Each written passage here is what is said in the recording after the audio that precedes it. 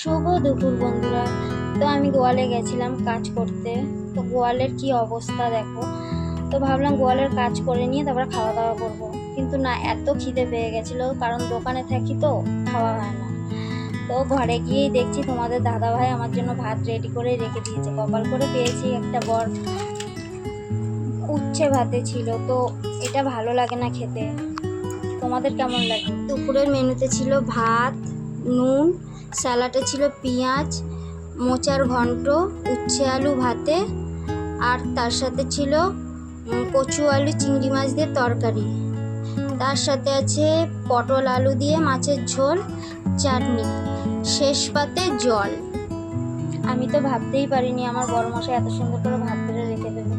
আর উচ্ছে ভাতে সত্যি ভালো লাগে না, জঘন্য একটা জিনিস, কিন্তু কি করা যাবে, খেতে হবে যেহেতু বড়মশাই দিয়েছে এত সুন্দর করে বেড়ে। তো তারপরে ছিল মোচার তরকারি, সত্যি অসাধারণ। আজকের খাবারটা সত্যি খুব ভালো লাগলো। কারণ বেশি ভালো লাগলো কেন জানো? বড়মশাই বেড়ে দিয়েছে না, ওর জন্যই আরও বেশি ভালো লাগলো। আর পেটে খিদে ছিল, তরকারিগুলো অসাধারণই ছিল।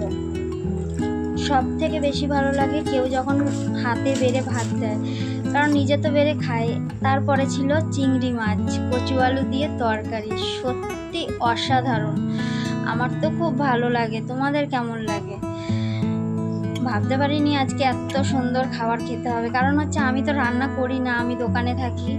দোকানে থাকলে তো আর রান্না হয় না, কারণ আমার যা থাকে যা রান্না করে। সত্যিই রান্না করেছে অসাধারণই সেদিন।